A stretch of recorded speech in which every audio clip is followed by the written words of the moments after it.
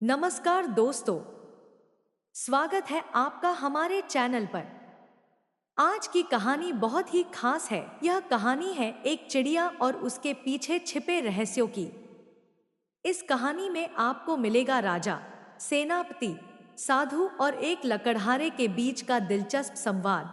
साथ ही साथ आपको जानने को मिलेगा कैसे एक साधारण सी चिड़िया किसी की किस्मत बदल सकती है। अगर आप भी जानना चाहते हैं कि आखिर इस चिड़िया में ऐसा क्या था जो सब इसे पाना चाहते थे, तो बने रहिए हमारे साथ इस वीडियो के अंत तक। और हाँ, वीडियो शुरू करने से पहले कृपया वीडियो को लाइक करें और चैनल को सब्सक्राइब करना बिल्कुल न भूलें, क्योंकि आपके समर्थन से ही हमें आगे बढ़ने का हौसला मिलता है। तो चलिए कहानी की शुरुआत करते हैं।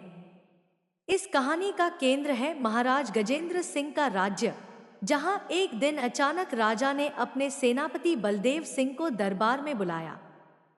बलदेव सिंह, जो बहुत ही साहसी और चतुर सेनापति था, जब महाराज के बुलावे पर महल की ओर बढ़ रहा था, तो उसके मन में बहुत से सवाल थे।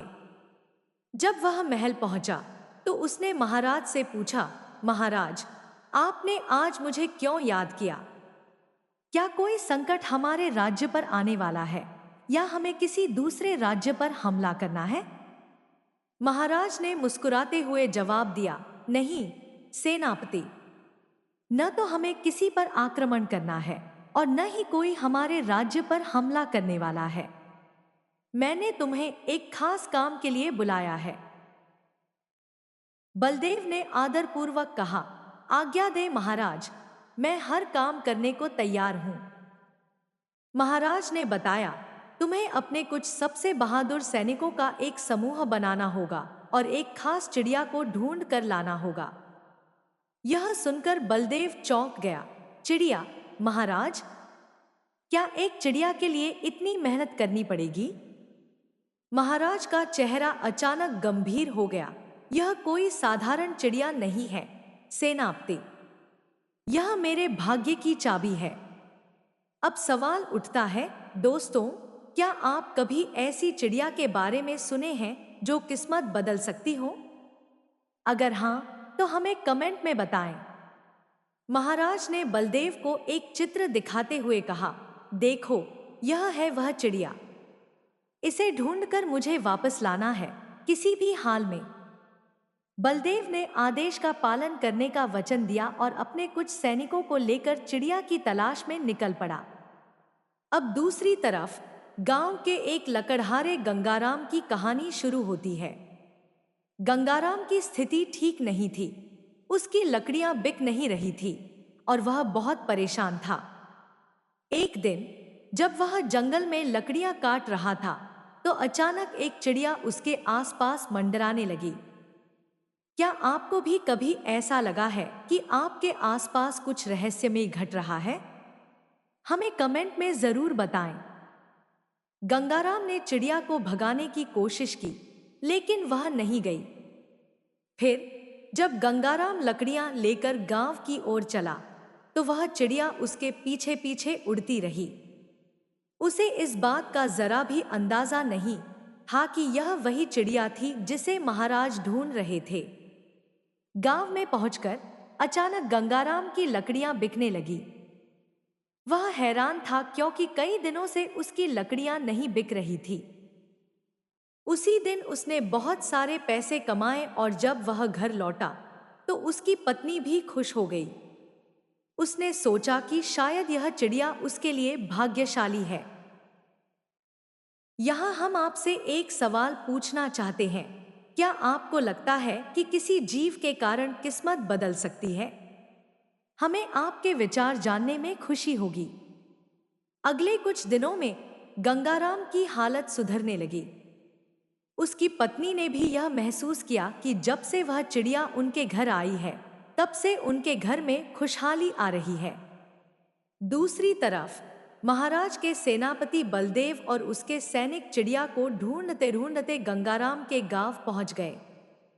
जब उन्होंने देखा कि वह चिड़िया गंगाराम के घर के पास है, तो उन्होंने उसे ले जाने की कोशिश की। लेकिन गंगाराम ने चिड़िया को किसी भी कीमत पर देने से मना कर दिया। बलदेव ने गंगाराम से कहा, यह चिड़िया राजा की है और तुम्हें इसे हमें देना होगा। गंगाराम ने गुस्से में कहा, यह चिड़िया मेरी है, इसे मैंने पाला है और इसे मैं किसी को नहीं दूंगा।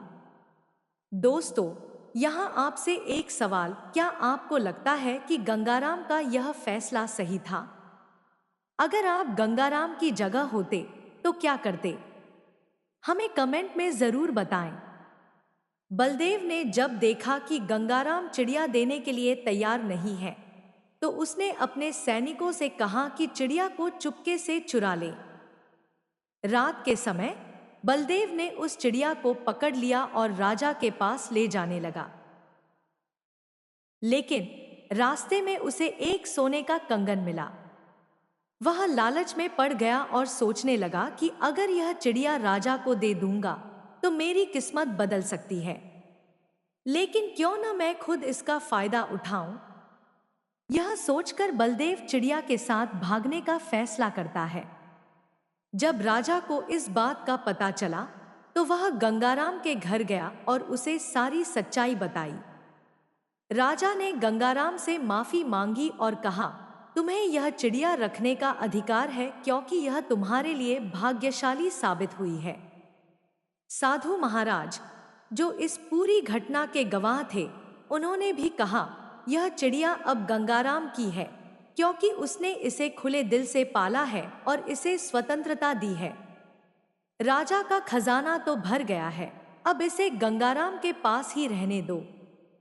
राजा ने साधु की बात मान ली और गंगाराम को वह चिड़िया रखने की अनुमति दी। बलदेव को उसकी लालच के कारण सेनापति के पद से हटा दिया गया। तो दोस्तों, इस कहानी से हमें यह सीख मिलती है कि लालच इंसान को कहीं का नहीं छोड़ता। हमेशा सच्चाई और ईमानदारी के साथ जीना चाहिए, तभी किस्मत भी साथ देती है।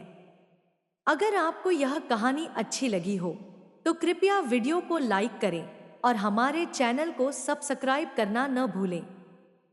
साथ ही कमेंट में बताएं कि इस कहानी ने आपको क्या सिखाया। हम जल्द ही ऐसी और भी दिलचस्प कहानियां लेकर आएंगे। धन्यवाद।